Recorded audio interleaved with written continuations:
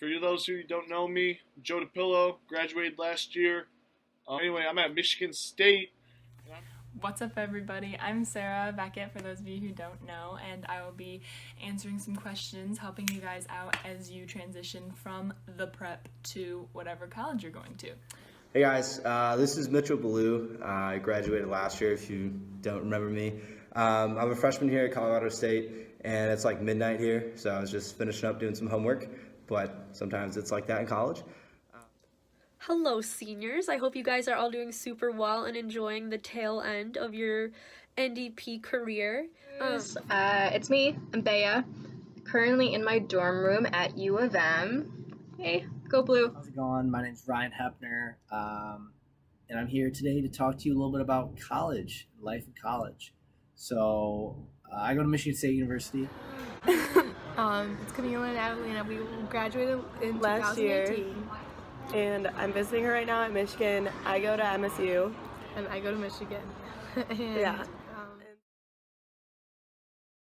First off, I'm going to let you guys know right now, no matter what college you go to, no matter what you're going to, there's going to be weeder classes. Weeder classes are going to be hard, and you're probably going to fail a few exams. However, everything else is probably going to be pretty easy class-wise.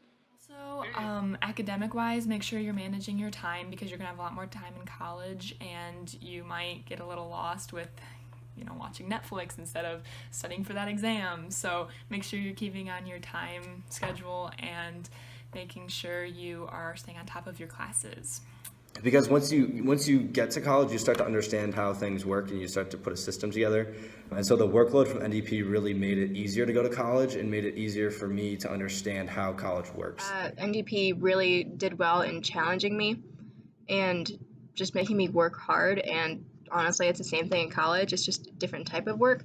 So as long as you keep up that work ethic, things are going to be challenging, but NDP prepared me for the challenge. Because in college, unlike high school, you have a ton of time on your hands, like a ton, more so than I had thought. You hear, oh, you have so much time in college, but until you really go, you don't really realize that you have so much time.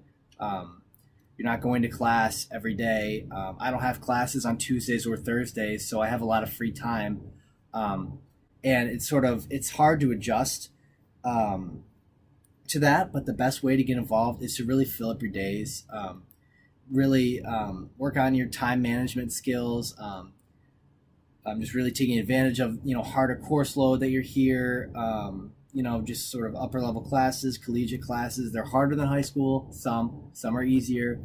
You never know. And I think it prepared me really well for college. We were both in the IB program, and I think that the writing classes in college I'm really prepared for, and finishing things in time, because a lot of kids in my class will be stressing to write their paper in time, but because of how much writing we did at NDP and in college, all my papers, I can I don't like to procrastinate, but if I did, I'd be fine. Right now, my roommate and my two suite mates are from NDP, so it's kind of hard for us because we didn't really need to.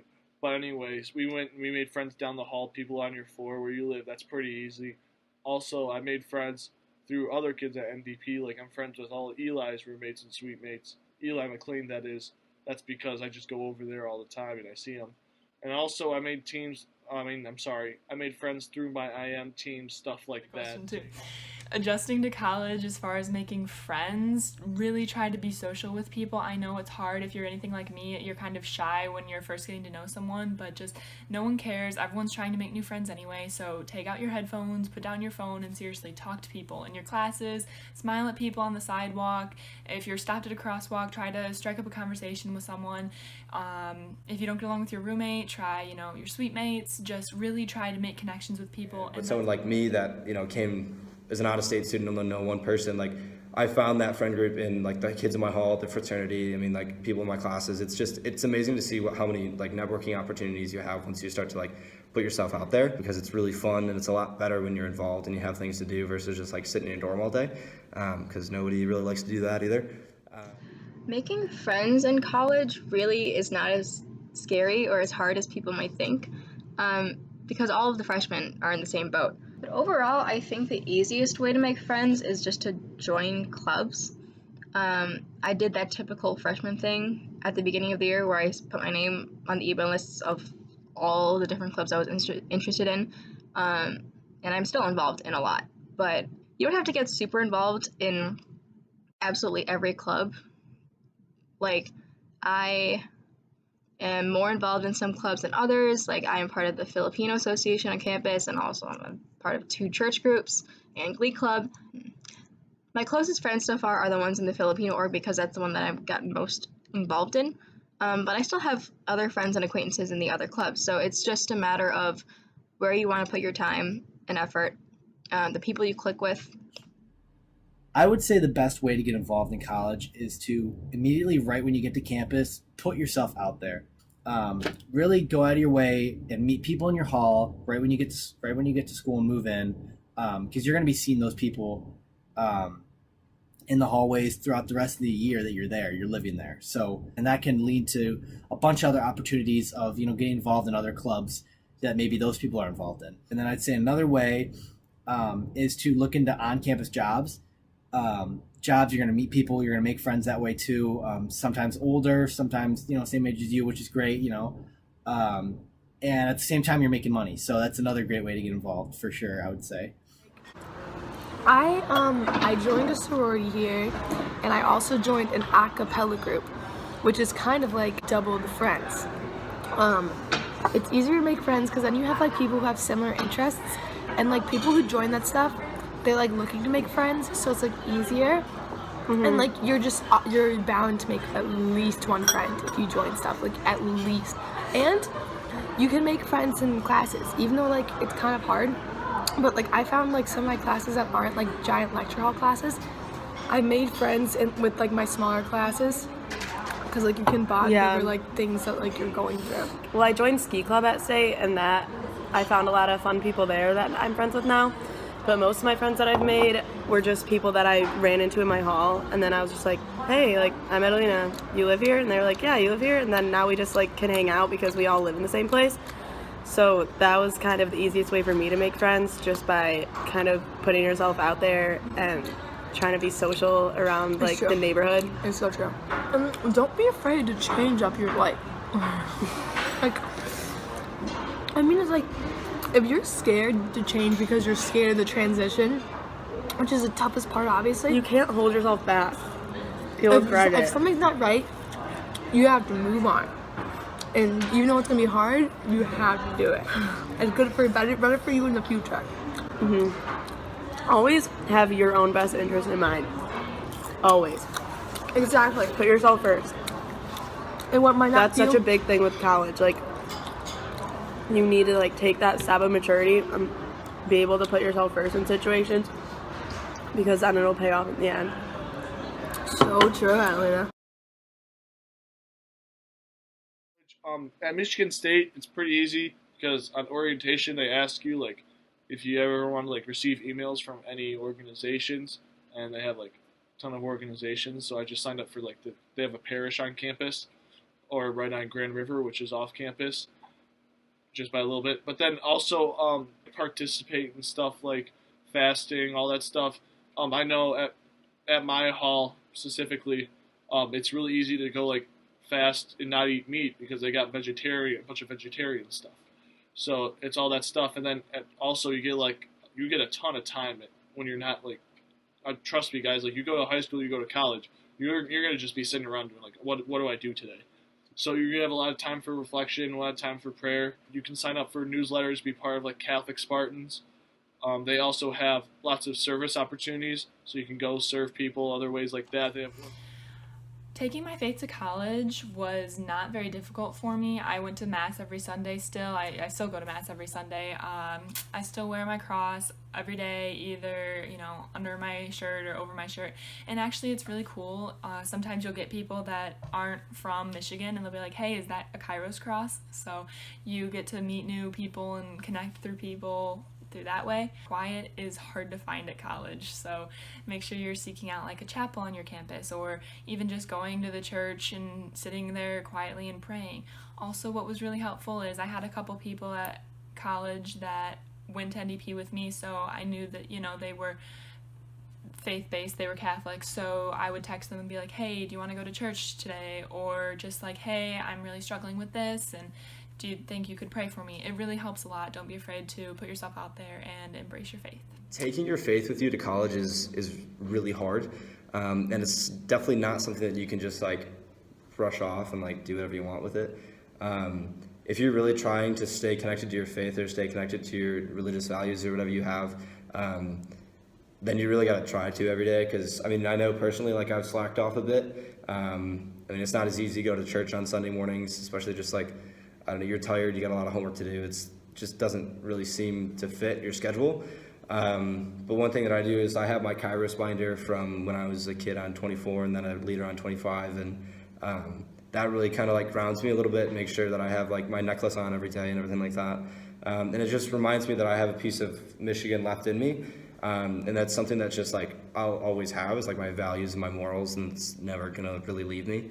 At NDP, you know, you're kind of handheld through a lot of, and not just at NDP, but at home as well, you're handheld through a lot of obligations to be a good Christian person, whether that be going to Mass with your family or Mass at NDP or retreats or Kairos. Those are all things that God has called you to do and has led you to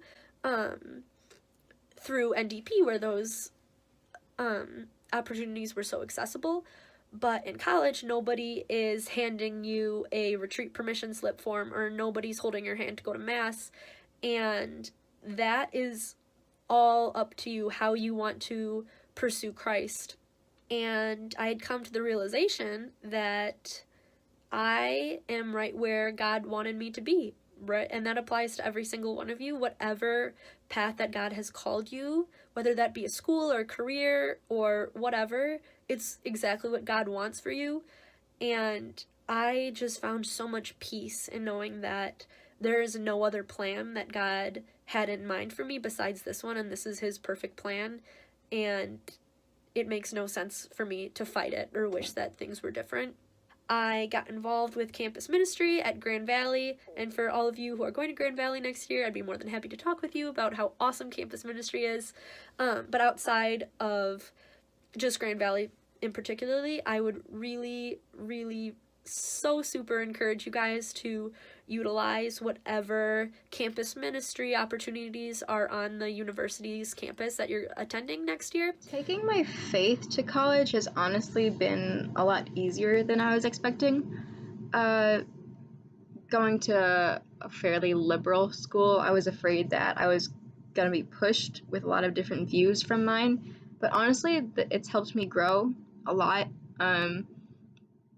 Just being able to learn from other people's perspectives and have healthy discussions, and also learning how to respect other people's views has been really eye-opening for me.